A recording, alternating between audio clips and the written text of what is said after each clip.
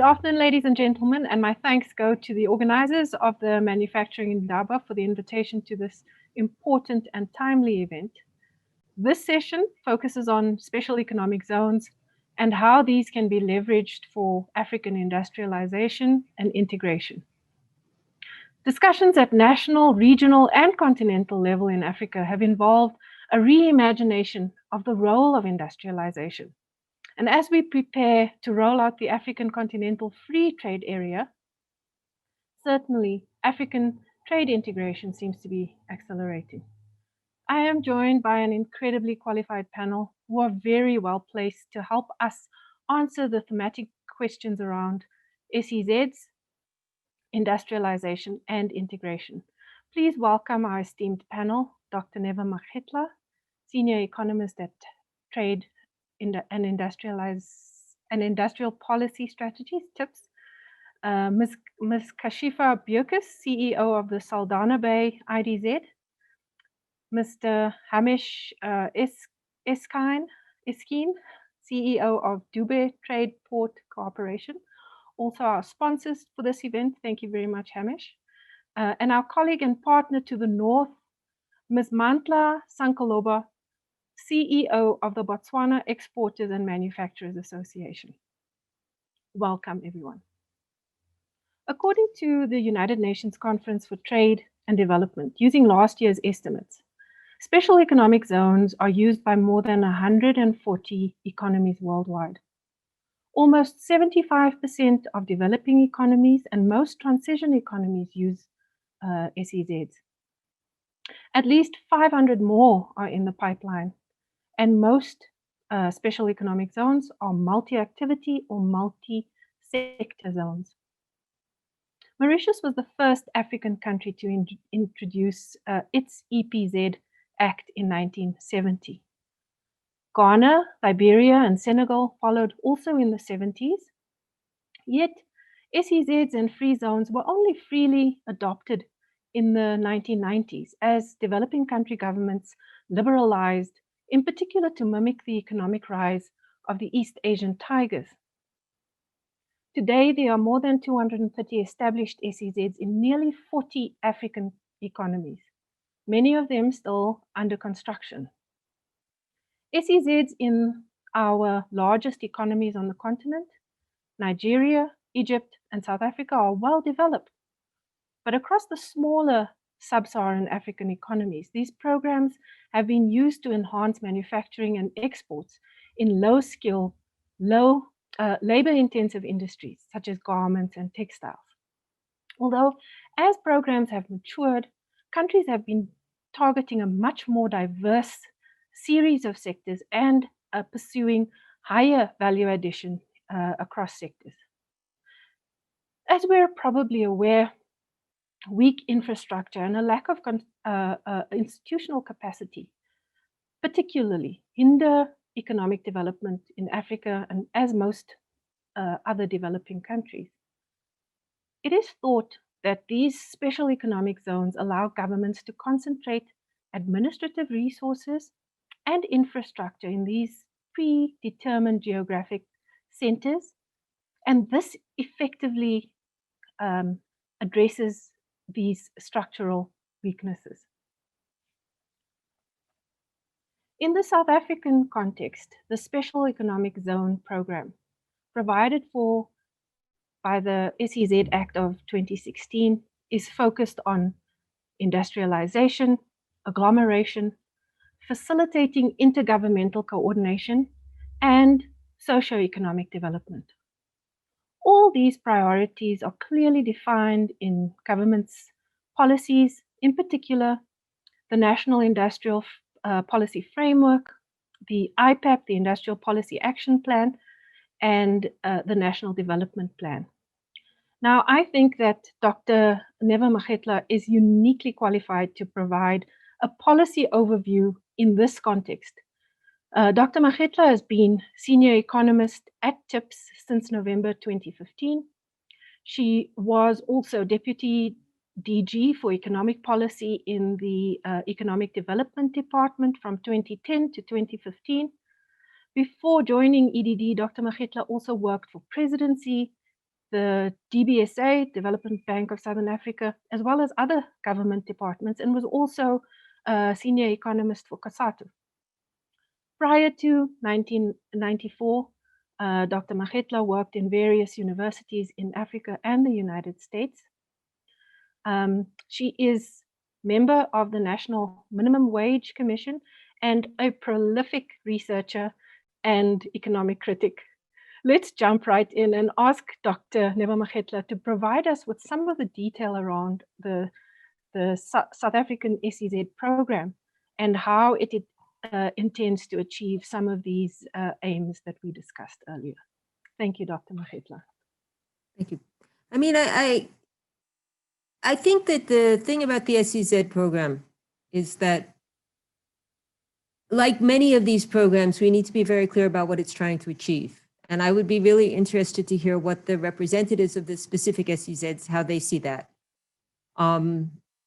So, you know, the point about SEZs is you're basically saying we think that we can drive industrialization in part through a spatial approach, like you said, that lets you focus specific aims and advantages on an area of the country.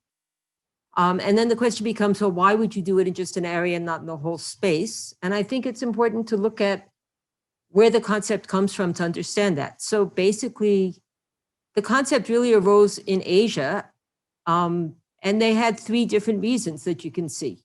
I mean, the one that everybody talks about, which is actually China, it was actually about saying we want to change our regulatory framework, but we don't really have confidence to do it at the national level. So we'll try out regulatory changes in individual provinces or areas. Now, I have to say, you know, they would do things like say, this province will be an experiment. Province has the same population as South Africa. So their scale of their experiments is somewhat larger than ours. We haven't done that. We have very limited regulatory differences between SEZs and the rest of the country, I think because the opposition to some of the standard regulatory changes, which are taxation and labor laws, there have been some modifications to taxation. I don't believe there are any changes to labor laws in the SEZs. That the opposition to those things is very strong. And it doesn't help to say, well, we'll only do it in a limited area. That was pretty much rejected. The second reason has been countries that have weak infrastructure. So, you know, I've been to SEZ in Vietnam, and the main advantage of this SEZ was that they actually had what we would see as normal infrastructure for an industrial site, plus golf courses and flats for management where they could live in comparative luxury. And again, I don't think that one's really relevant here because we actually have fairly decent infrastructure everywhere in the country. So you might want to locate an industrial site spatially to be near an airport or near a port. But the question is, why would you call it an SEZ? The third reason is to try and get what I think you said, Leslie, which is when you say agglomeration, effectively to try and pull together clusters. So you get synergies in specific industries by getting a sufficiently large group of companies together. And I think that's to the extent the SEZs here have clear aims, that's probably the closest one there is. So we've tended to say they're defined by specific industries in theory. In practice, not so much. And there is a lot of overlap. So as far as I can see, every SEZ is doing agro-processing, with very few exceptions. And most SEZs would like to do electronics as well. But still, there is an effort to say, how do we specialize? How do we establish clusters? And, you know, the point of clusters is to say that you get up to a certain scale of production, certain number of companies, you start getting the right dynamism, you refine the infrastructure, you get better regulatory frameworks and experience and learning from each other. And I would argue that to the extent SEZs are going to play a different role from other industrial sites, that would be a key factor. And I think that one of the issues I'd really like to hear is how well people think that's been working. I would say that our experience has been, and mostly this is from working with local governments on their own industrial development strategies, is that if one of the aims of the SEZs is to try and align policy to support growth, that's where the fragmentation of the South African state has become a problem, because you have a spatial policy which is rooted in the national level, but it has huge local implications and provincial implications. And trying to make sure you get adequate consultation across those and that you align the planning across those has often turned out to be quite difficult. And I think that's something that, that we need to talk about. It's also true, I think, though, that SEZs are not a silver bullet. If we don't fix, the other challenges we face, for instance, around electricity, generally around alignment, around what our priority industries are, some of those issues, then an SEZ in itself, is just an area with slightly better infrastructure and some incentives, and it often won't work that well. The one thing, I think that if we look at where in Africa, the most famous SEZs that have worked are actually in Ethiopia. And basically that's a case where they just needed the infrastructure. Unfortunately, we were just there. They were around Mekelle, which is, just been invaded by it's in the middle of a civil war. And I think what that points to is, unless you get the parameters right, simply declaring the SEZ in itself doesn't negate the need to fix the other big structural issues in the economy. And part of the problem with our structural issues in the economy is that it's very hard in a very deeply unequal and divided society. It's been extremely hard to agree on what our priorities are. And I would argue that's the same for the SEZs. And I'm kind of interested in hearing from the rest of the panel who actually work in this space, what their experience is in terms of our ability to articulate priorities and pursue them consistently. Thanks. Thank you very much, Dr. Makgetla. I'd like to encourage all our audience participants to address any questions through the chat function. And I'm sure, I know I have several questions for Dr. Makgetla, so I'd like to encourage you to get there before me. I'm going to turn our attention, as you've suggested, Dr. Makgetla, to hear from our practitioners. Let's hear from, in the first instance, can I turn our attention to Ms. Bucas, who is the CEO of the Saldanha Bay IDZ. Ms. Bucas holds a BSc in Civil Engineering and an MBA from UCT. She's accountable to the Board of Directors for management of the Saldanha Bay IDZ. She's been with the entity since its startup in 2014, and she's had nearly a decade's worth of experience in leading teams and complex projects. She's also very passionate about making a sustainable and transformative impact, especially at community level. With the recent announcements of quite massive investments in the Saldanha Bay Industrial Development Zone recently, Ms. Bucas, can you give us a sense of the practical challenges, but also the opportunities that you are faced with at the zone? Thank you very much. Thanks, Leslie, and please call me Kashifa. Yeah, I think Nev has set the scene quite hit the nail on the head, actually. So for us, the challenges in establishing the SEZ in Saldanha, I think over the years and reflecting on our past 5 years of operation, fixing the structural issues and trying to force alignment between policy instruments and regulatory factors and how they actually play out in the local municipal space is a big part of the job that we do. For us, and I always say this when setting the scene for the IDZ and getting to the heart of what we're dealing with. The SEZ program in South Africa, the way I view it, is a spatially orientated program, and it's meant to fix and it's meant to transform the structure of that economy in that selected area. And the way that we do it is by having certain advantages. So the Saldanha Bay IDZ is the first SEZ in South Africa that has been designated in a commercial port. And the fact that this designation only happened in 2013 and the program has been running for many years before that, I think speaks to some of the challenges of getting mindset buy-in across national government, and then rolling that down. So the fact that we're in a commercial operational port in South Africa, for us is a key part of our value proposition, because it's all about market access.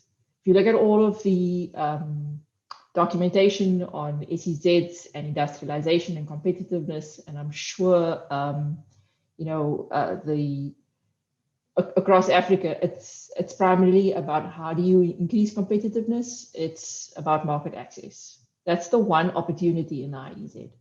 The other opportunity that we push through the SEZ program is not so much the incentives, because we always knew that that's a race to the bottom, looking at trends across the country, trends across the world, as to the incentives that you offer industry. And personally, I think if a company can't sustain without incentives, then that speaks to some fundamental structural problems in that market and potentially in that business. So for us, the key incentive or benefit from the SEZ program is actually the free port status that we have. So within the SEZs, within the South African legislation, only SEZs can apply to be customs controlled areas, where you have a blanket customs regime across the area that you're operating. And that's the differentiator for us. And particularly then, if you add in on the third opportunity, is the fact that we're in a port that is the deepest and the largest port in the Southern Hemisphere, and that the Western Cape has a maritime industry. 70% of businesses in the maritime value chain are located in the Western Cape.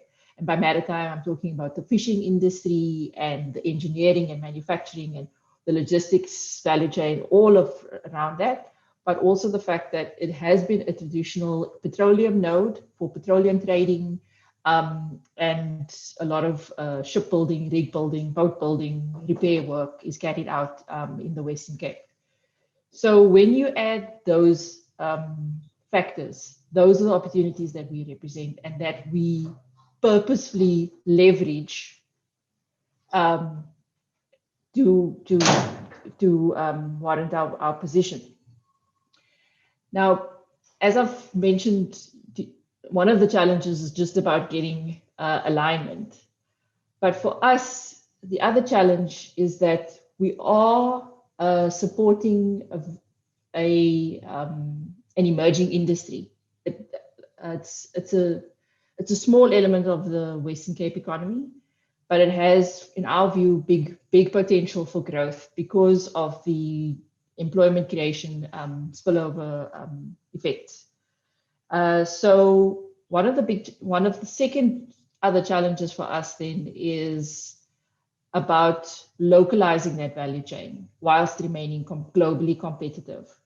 And we work a lot in that space then on our enterprise and our skills development and our contract development to actually ensure that there are positive spillover benefits to the local economy through the SEZ and the way that it is operated and the type of investment that we attract to the zone. Yeah, thanks. Thank you for that very practical view of the work that you're doing at Saldanha Bay IDZ.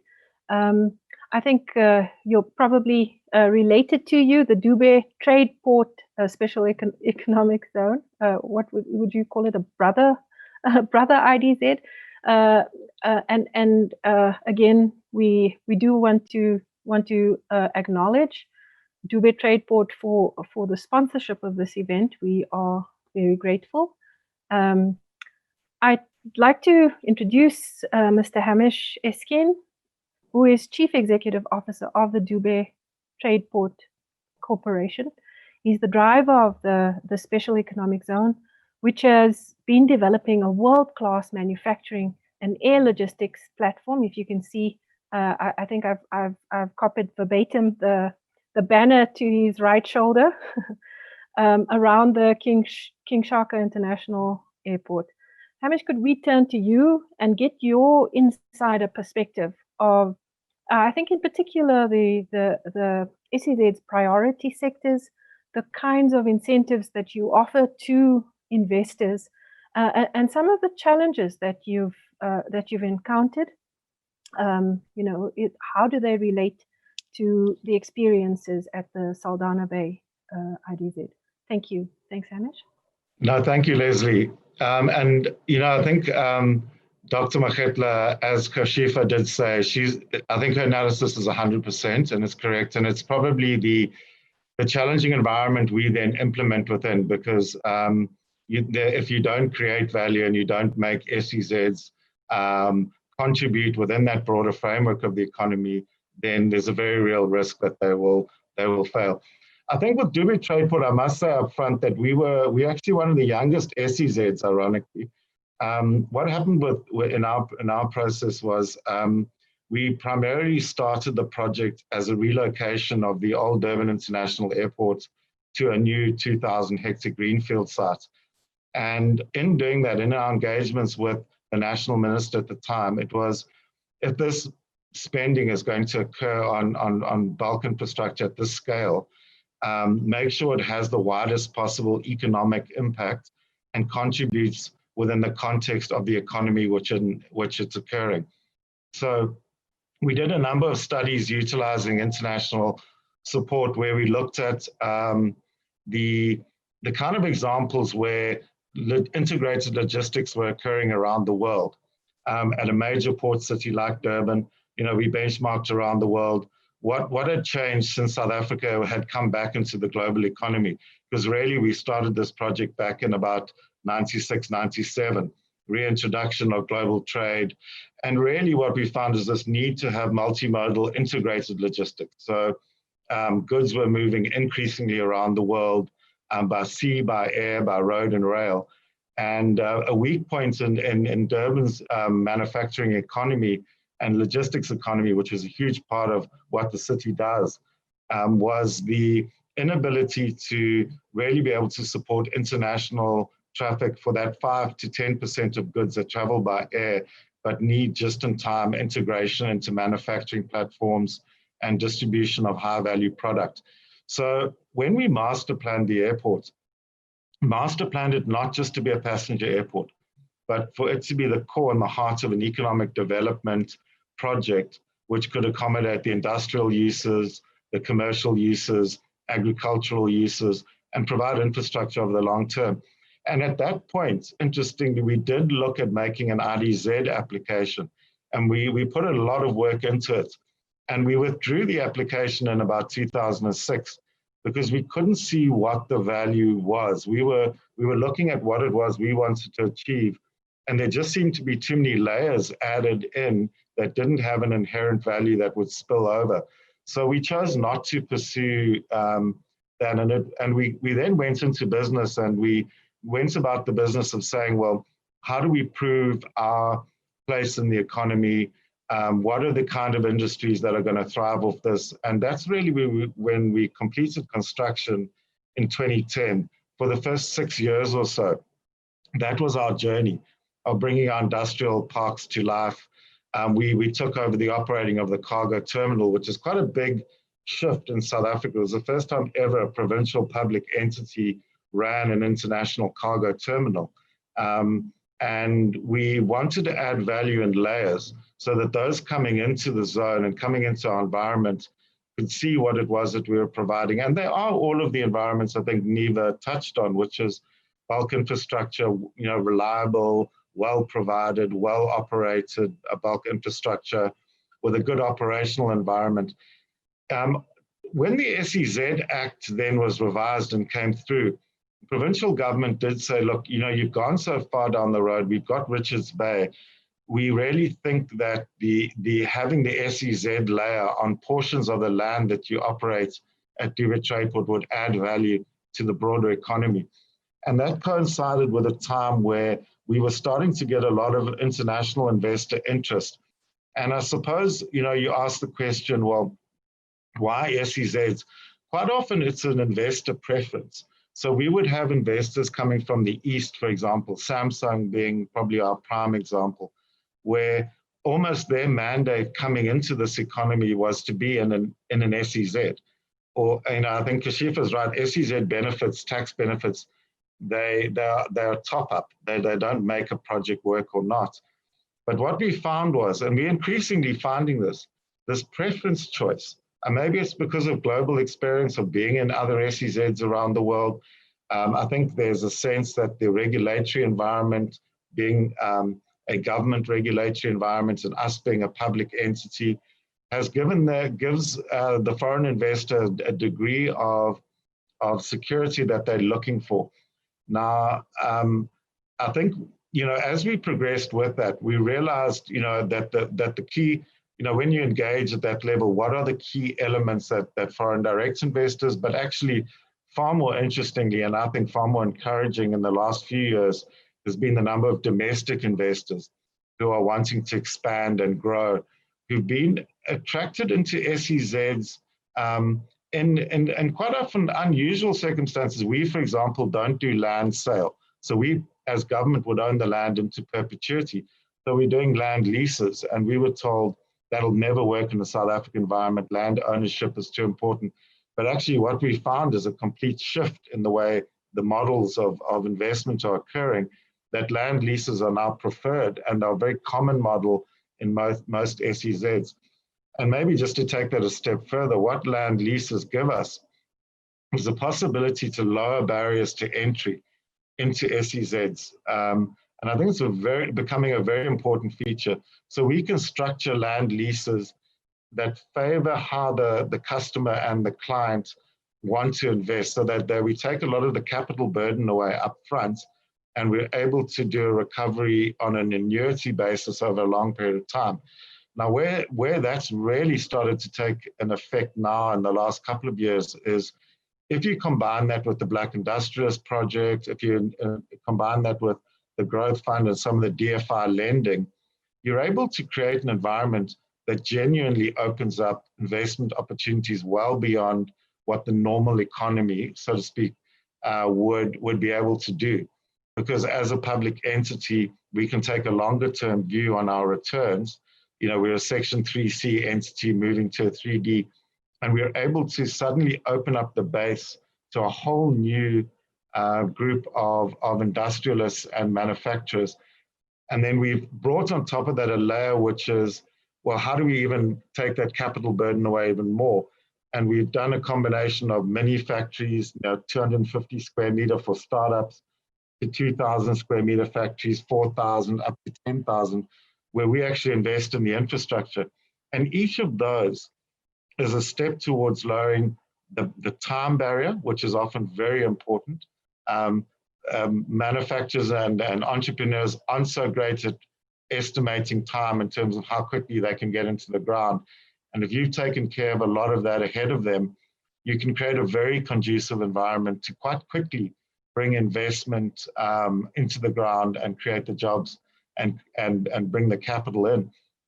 I think another experience is that if you, and I think Dr. Makhetla touched on it, is finding your sector focus is very important. And we sometimes it works. We had said electronics, yes, and we are now very focused on pharmaceuticals. And once we had got through the door and worked with a large electronics company like Samsung, their presence and the experience we got with working from them allowed us to bring 5 additional electronics manufacturers systematically over 3 years into the zone. So we now have 5 manufacturing clean rooms that are genuinely from manufacturing. We have genuine manufacturing companies like Conlog, Mara Cell Phones, YOA, Samsung, that are operating in the zone. So we've genuinely now got that cluster effect starting to take place. And we're now moving into healthcare and pharmaceuticals, asking the same questions. What does that industry want? What does it need? Shared utilities, common utilities, laboratories. And we're now starting to put those healthcare and pharmaceutical investments into the ground. So I think in short, your sector focus becomes very important. You need to say what you're not going to do and what you are going to do. And then your integration, and I think our most exciting journey right now as a country is localization.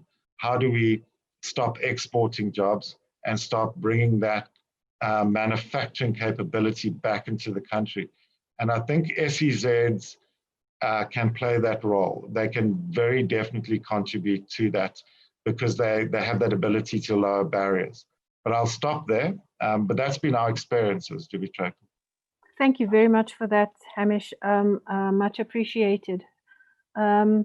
We are going to turn our attention to the regional dimension and focusing particularly on Botswana, where our SADC Secretariat headquarters are based. The Special Economic Zones policy adopted by the government of Botswana has been designed to attract world-class domestic and foreign investors by offering them developed infrastructure, state-of-the-art technology, and beneficial intersectoral linkages.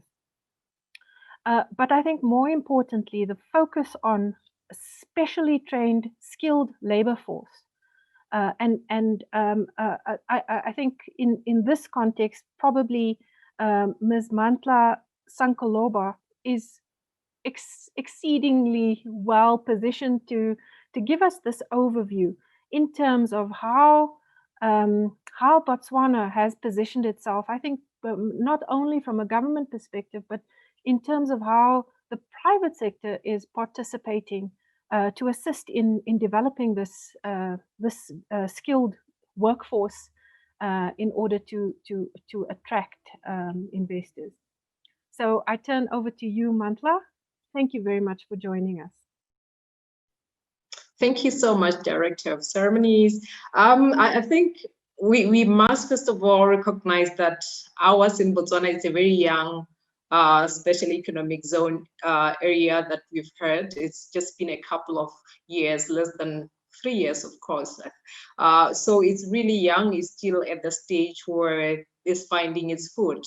But I must say that it's built on a really great foundation, which is to try to improve the lives of the communities that it exists in, and also to identify priority sectors or areas that the SEZ will be focused on. So that on its own has given the the focus on that, and to ensure that even on issues of skill development, it's been communications or dialogues between different institutional players to ensure that actually we do focus on these particular sectors, such as the automotive, such as the leather sector, and many other sectors that will be focused on for the special economic zones. And also in terms of doing the best that the institution can to try to engage private sector as much as possible, because the fact is it won't work, it will not succeed without